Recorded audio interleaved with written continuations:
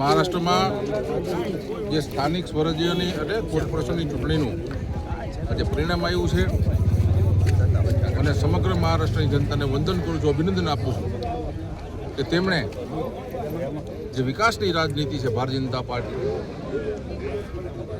દેવેન્દ્ર ફડણવીસ આપણા મુખ્યમંત્રી મહારાષ્ટ્રના, પ્રદેશનું સંગઠન, તમામ કાર્યકર્તાઓ જે વિકાસની રાજનીતિ દ્વારા જે પરિશ્રમ કર્યો છે એની ઉપર મહારાષ્ટ્રની જનતાએ ખૂબ એમને જંગી બહુમતીથી જીતાડ્યા છે.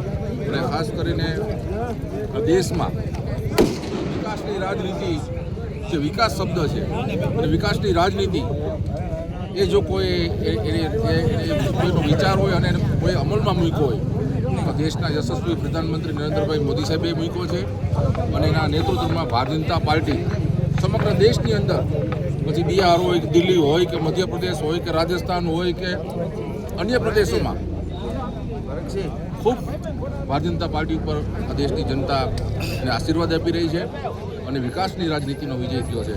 ત્યારે મહારાષ્ટ્રની તમામ જનતાને, તમામ કાર્યકર્તાઓને, તમામ જે લોકો કોર્પોરેટર તરીકે ચૂંટાયેલા છે તમામને ખૂબ ખૂબ અભિનંદન આપું છું.